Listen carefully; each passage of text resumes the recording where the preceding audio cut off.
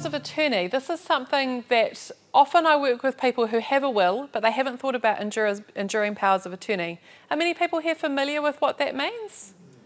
There's some more nodding. Awesome. I'll just do a quick version. So enduring powers of attorney are the people who can speak on your behalf while you're alive. So the will comes into place once people have died, but for the period between whenever you are and end of life, the executor of the will has got nothing to do with it. So during lifetime, enduring powers of attorney are the people that can then be your voice if it's needed. Two different types. One is health and welfare. That one is a person who can make decisions on your behalf about medical care, treatment where you live particularly. And that can only be activated if a medical professional, a doctor, signs to say that the person no longer has the capacity to be able to make those decisions themselves.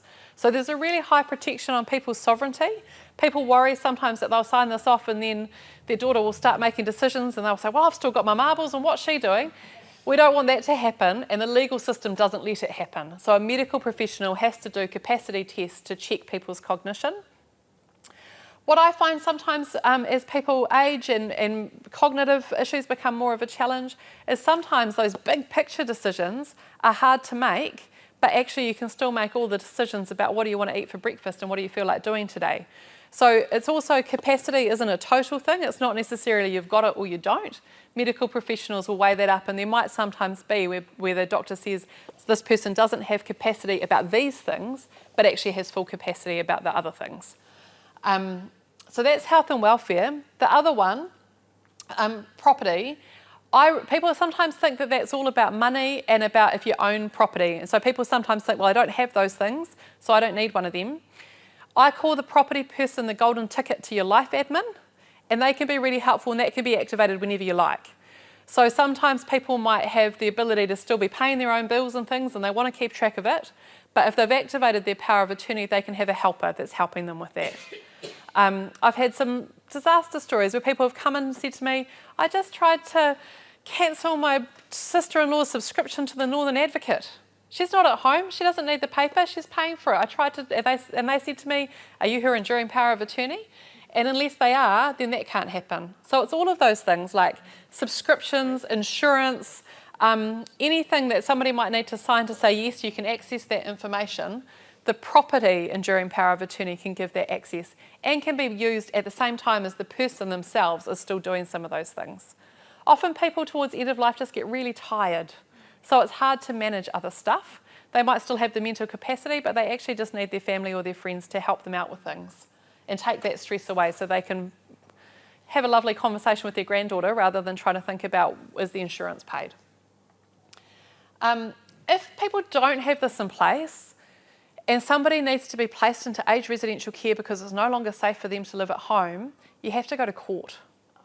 So this is a key thing to know. If people don't have a health and welfare person, and then sometimes people have really best intentions and they say, I don't ever want to go into aged residential care. And the family says, we don't ever want you to go into aged residential care. And then when you've been doing care for multiple months and people have been woken up through the night and somebody's no longer continent themselves anymore, people might get to the point of saying, actually, we can't do this. This is more care than we ever imagined, and we're really tired and we can't do it anymore.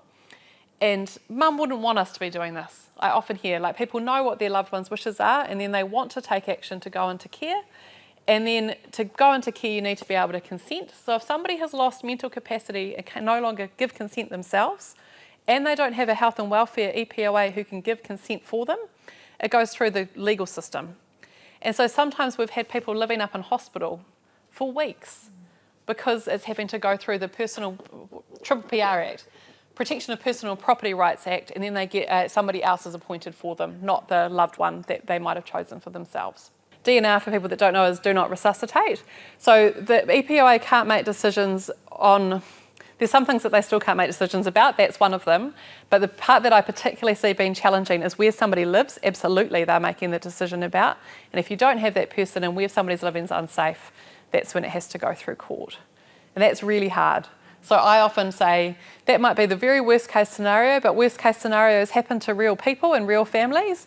So having this in place can mean that it never becomes an issue, even if you're never going to go into aged residential care and your family want to support you to be at home and it might not ever be used. That's great, good to have it there and not ever have to use it, rather than not have it and need it and then have to go into court, through court.